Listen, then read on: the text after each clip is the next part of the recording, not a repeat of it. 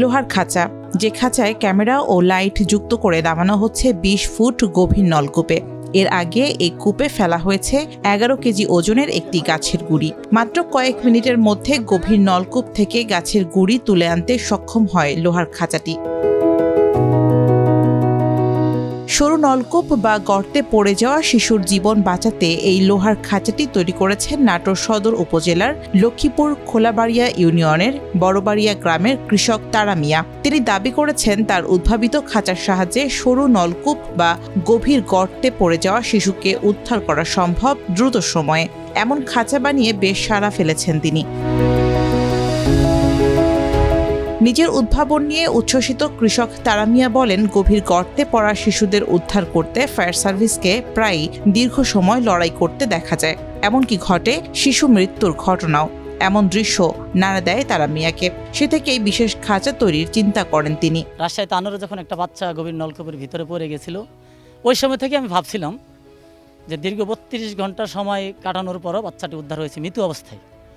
তা আমি ওই সময় থেকে ভাবছিলাম যে না, জীবিত কিভাবে উদ্ধার করা যায় অল্প সময়ের ভিতরে, সেই জিনিসটা আমার কাজ করছিল।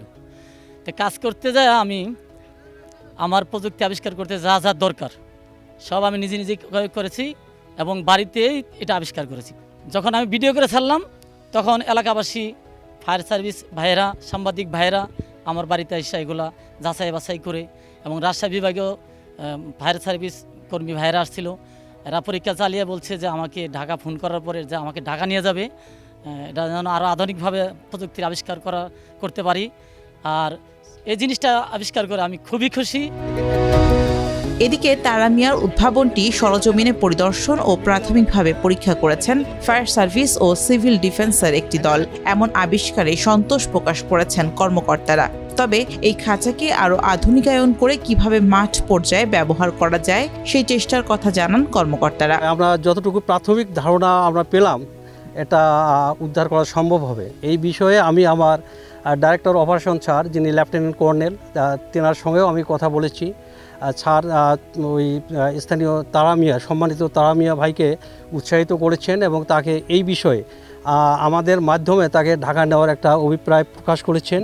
আমরা আশা করি যে ওনাকে ঢাকা নেওয়ার পরে আমরা সেখানে আরও কিছু সংযোজন বা বিয়োজন বা এর উপরে ভিত্তি করে কিছু গবেষণা করে আমরা আশা করি যে একটা ভালো রেজাল্ট আমরা নিয়ে আসতে পারবো।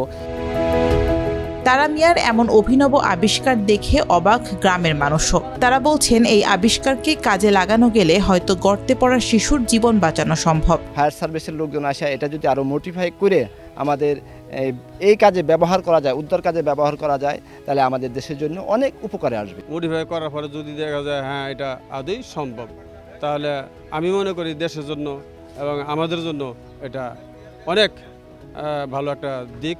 তারা মেয়েকে ঢাকা নিয়ে যাবে, ঢাকা নিয়ে যাওয়ার পরে আরও প্রযুক্তি করবে, করার পরে এটা দেওয়া ছোটো বাচ্চা তোলা সম্ভব। এই হিসাবে আমরা এলাকাবাসী খুব খুশি। খাঁচাটি পরীক্ষায় প্রাথমিকভাবে সাফল্য পাওয়ায় উন্নত যাচাই বাছাইয়ের জন্য উদ্ভাবক ও তার তৈরি খাঁচাটি ঢাকায় আনার সিদ্ধান্ত নিয়েছে ফায়ার সার্ভিস ও সিভিল ডিফেন্স।